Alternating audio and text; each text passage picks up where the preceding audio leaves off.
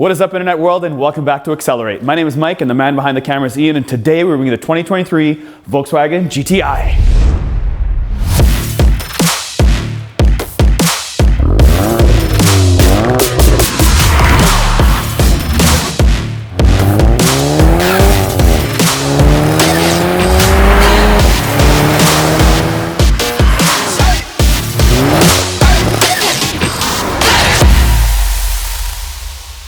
We want to give a big shout out to Dalmar Motors for letting us borrow this 2023 Volkswagen GTI. They've upgraded their dig, so if you want to take a look at their new showroom right here in London, Ontario, give them a dingle.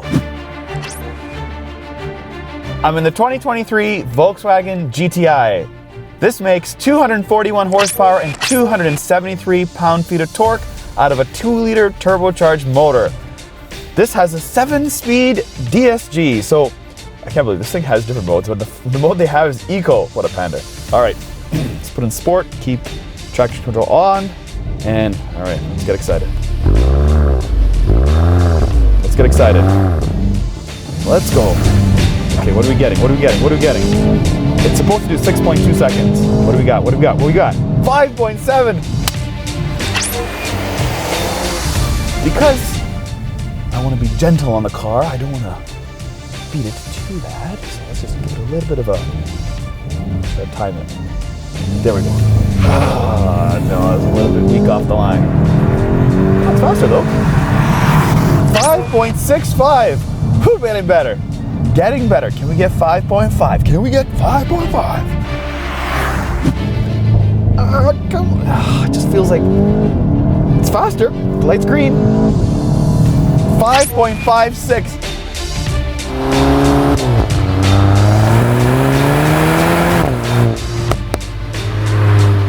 This is the 40th anniversary Volkswagen GTI in the flesh. Now, the question is, Aber warum ist es 45 Jahre Jubiläum in Europa? That's a good question, Hans. Why is it 45-year anniversary in Europe, but a 40-year anniversary right here in North America? It's because the GTI hit North American shores back in 1983. And if my maths serves me correct, 1983, 2023 is 40 years.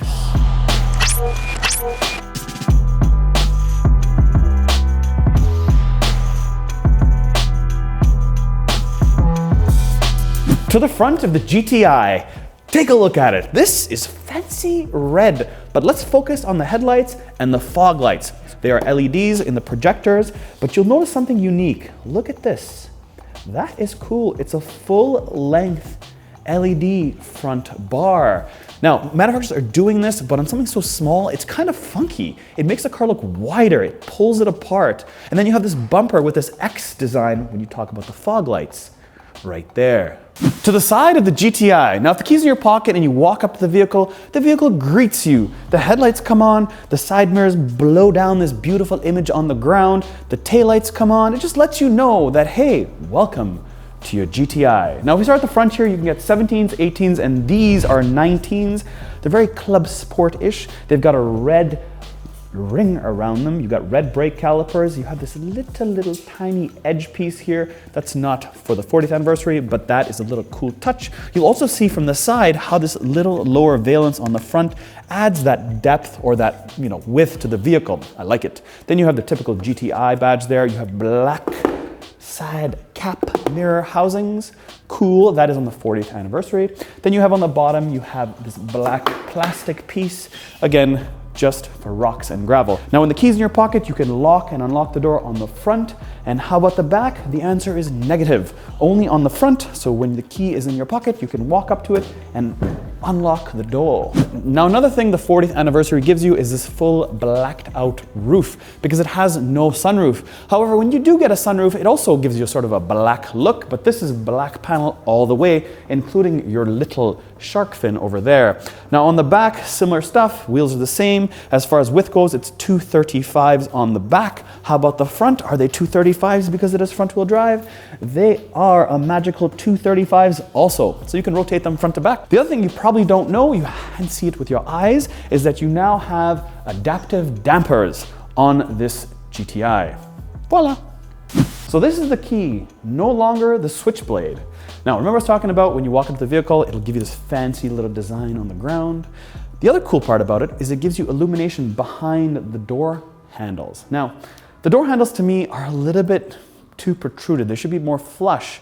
But with that lighting in the back, it kind of makes sense that it's designed the way it is. Most vehicles nowadays are becoming more flush for aerodynamic. Well, since this is the most aerodynamic GTI they've ever built, maybe the next version will be even more aerodynamic because they switch up the handles. Now, as far as decals go, because this is a 40th anniversary, you get this on the bottom. That is cool. 40. Kind of reminds me of Porsche with a dot. 4.0. So this is the 2023 GTI, and if you subscribe to us, you get to see me without a beard filming a blue one, but this ain't a 2023. This is my mom's.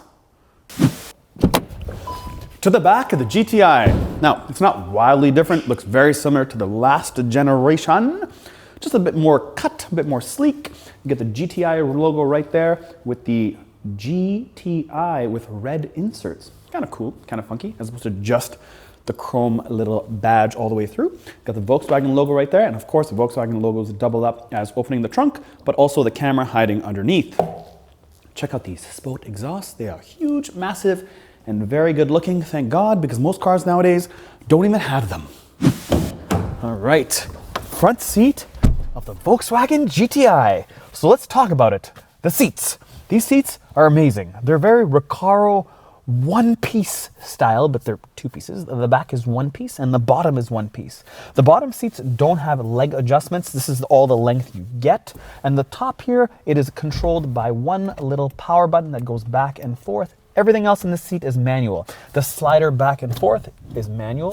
And then the pump to go up and down, it is manual. These seats do not have lumbar support unless, of course, you slide your hand all the way back here and then it is manual. But it's not a powered circular button. You can go back and forth. You've got it on the driver's side as well as the passenger side. On the bottom, it's a manual adjustment. Now, when you first jump in, you're expecting to find this round button. It's not here. It's on the side. So just something to keep note of. You've got GTI embroidered on the back of the seat on both sides, and on the back of it, you've got this red leather piece that's nice, and you have this red stitching. So a lot of detail in these seats. They hold you well, really good bucket seats. You're not really gonna fly around when you're cornering in your GTI. Now, these seats are called plaid seats, but they have a special name to them besides plaid. The design is called scale paper. Yep, scale paper. That's what it's called. No idea why, but maybe if you know, you can comment below and let me know. Now, along with these sporty seats, I do have aluminum pedals with a bit of a rubber coating so my foot doesn't jump off the brake pedal. Look at the steering wheel. This is a unique new steering wheel that has a flat face on the upper portion of it. It's not fully rounded like the old GTIs. This has this face, this cut, if you want to call it that. So when my hand is like this, my thumbs are in a perfect resting position. I do have red stitching on the inside to match the seats, as well as this red color on the 40th anniversary badging that you have on the 6 o'clock right there. You have capacitive buttons on the right and capacitive buttons on the left. This is for your volume and your cruise control. And on the right, this is for your driver's display and to skip tracks, as well as a heated steering wheel button. Now, other things about it, if we start with the door panel, you have this hexagon design that follows the same vibe as the front grille where the fog lights are. In the trim, you will see the hexagon design on the door panels and on the dash. Love it. Really cool, really clean, as opposed to just like a brushed aluminum or sort of carbon fiber. Carbon fiber is so played out now that I like that they're matching things with the outside of the car to the trim on the inside of the car. But just above the trim, you have mood lighting or ambient lighting where you can go into the system and you can change the different colors.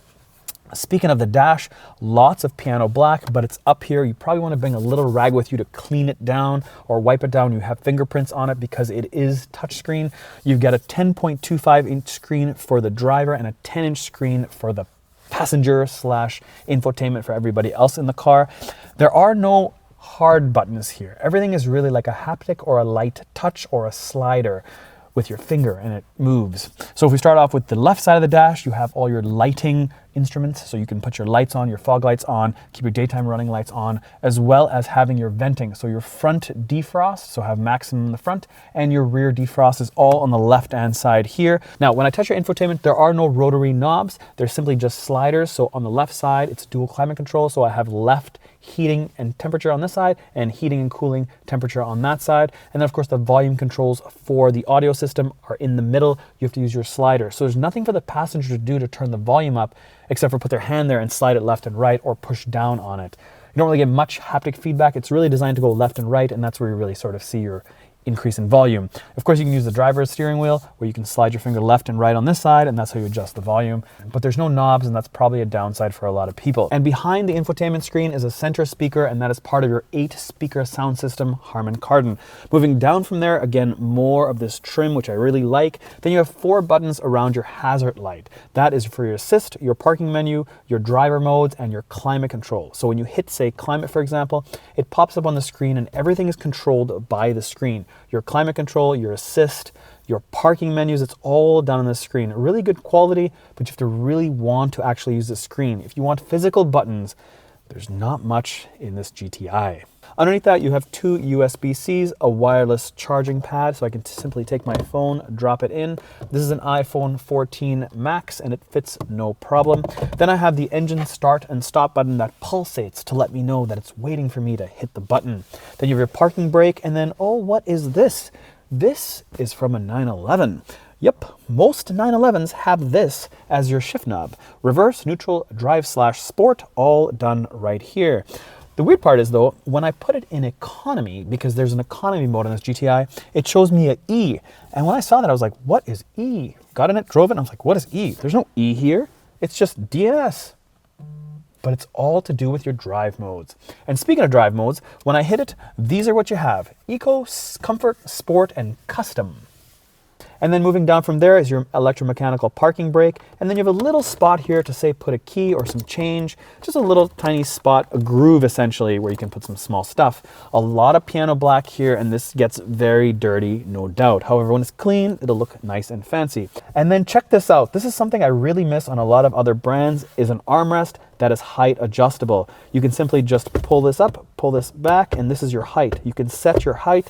This is a very Audi thing as well. It's nice that you can set your armrest like this. You can move it back out of the way if you'd like, and voila. Now, if you're wondering where are your cup holders, well, you have one right there. Now, this cup holder also doubles as a spot to put other stuff, because in order to actually expose the cup holder, you got to push this button, and voila, there is your single cup holder. I slide this back, push this in, out of the way, and voila, I have a bit more room. So you technically have 2 cup holders, but it also doubles as like a storage space, essentially. Then you have a 12-volt plug here, voila. And then when I pull this up, I do have a bit of storage, probably enough for the height of my iPhone 14. You can see that is the top of this compartment there. Boom. Shakalaka. So let's take a quick dive into the software on this Volkswagen GTI. You've got 8 different icons there, from telephone all the way up to help. Scroll over one, you've got more widget style display. You've got your map, playable files, vehicle, telephone, and then one more over when it decides to listen to me, voila. You've got telephone. You basically have some sort of trip computer, legal notices just in case you want to get all lawyer on yourself, media, and then a bit of a help button. Then I have this button here that I hit, and it brings me right back to the beginning. So let's talk about ambient lighting there for a second. Let's see what type of colors it allows me to play with. Voila, I can choose different layouts. I have color 1, color 2, and it changes the ambient lighting as well as the driver's display. See, look at that. That is cool. It does it all in one shot. Remix. Now there's something unique about this screen. You can actually have navigation on both of these screens. Now take a look on how it appears. Now the way this display is laid out with navigation on both screens is called Innovision Cockpit. I know you're thinking it's called Innovation Cockpit, but it's not. It's actually called Innovision Cockpit. Voila, that's what it's called. But you can see on both sides, that's pretty cool. The way it's laid out, it's exactly the same. Nice. So let's pop the trunk on this GTI and see how much room we have. So as far as depth goes, you have 30 inches, and as far as width goes, you have 41 inches.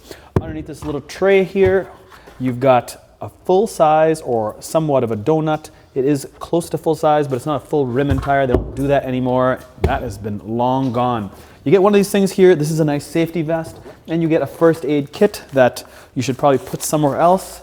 Dalmar Motors, because that will go missing on a test drive for sure. This is the best part about this. I know it's not powered, it's never powered, it'll never be powered, but to close it, very easy. Put your hand here on either side. It gives you this little arrow, tells you to put your hand here, and you simply just pull down and watch. That closed very hard, and I didn't put that much power into it. So even if you don't have the power, it'll still close pretty easily. Voila, GTI.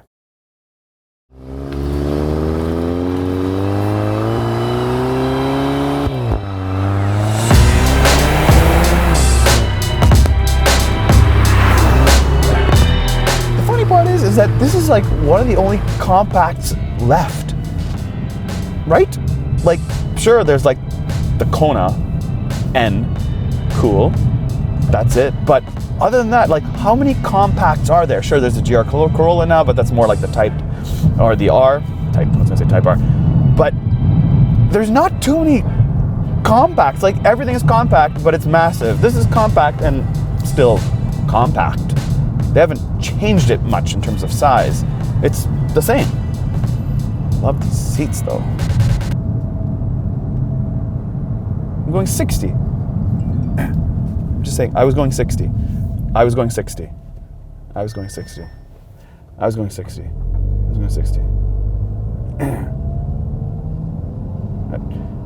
This guy's young. I was going 60. I was going 60. I'm just letting you know, I was going 60. It's 40 through here. Oh, it says 60. Oh, my bad. It says 60. I drove by and I'm like, I'm doing 60. It's because you got dealer plates. And it's red. Because I go to the service center and I collect all the friggin' dealer plates, and then they tell me if they're local or not, and I call the cops. Really? I do. We film on YouTube and we use this road all the time, but I always do 60. I never do, but now that it's 40, I'll do 40 for you. Red car, dealer plate. Oh, I know. It's like magnet. Enjoy your day. That's funny. Anyways, we always film around here. And this is the first time I've seen the guy, and he's looking at me like strange, and I'm like, dude, I'm doing the exact speed limit, 60. Anyways, it's funny.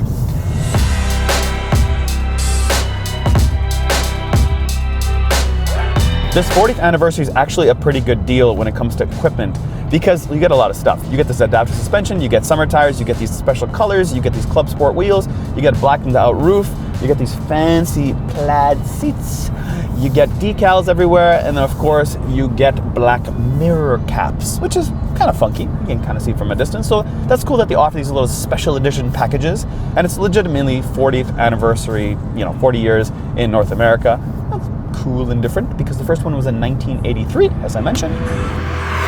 It's still the same, solid, handling is great, feels very stable on the ground, blind spots, not, obviously it's a very small car, so not that big. Obviously there's a big C-pillar back there, but it's not huge in comparison to any SUV, obviously, because this is a compact vehicle.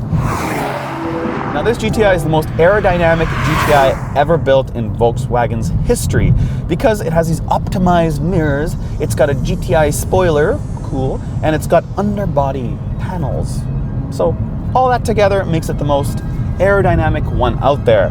Now I also want to say that the GTI is a very, how do I say this, beginner's sort of sporty vehicle. So if you want to get something for your kid or for yourself, you want something more sporty, but also gives you all like a little bit of luxury, gives you obviously lots of tech per se, and it's easy to drive, just get in, start it, and off you go. It's very, how do I say this, very, not user-friendly, but I would say more forgiving. It's not hard and clunky. It does everything well, and you can tune it if you want. Obviously, put bigger wheels, suspension. You can, 19s are pretty big, but you can put, better suspension. You can tune it, all that fun stuff. It's customizable per se, and there's not very many cars left out there that you can buy off the showroom floor that are customizable. So that's different and cool, but the point of it is that it's more of a beginner's and maybe an intermediate sort of sporty car. I would say that the Corolla GR is more on the higher intermediate to advanced level of a sport hatchback per se. That's rougher, more aggressive. It's just more for the tailored fit driver, as opposed to this one, anybody can get in, doesn't matter who you are, you can get in and you kind of vibe with it. So that's what the GTI does very well. One thing I do want to touch about handling though, it does have progressive steering. So what that means is that it gets tightened up and it's more responsive at higher speed and around corners. It feels more direct, and yeah, that's what it's supposed to do because it is a sporty vehicle. Listen to that sport exhaust.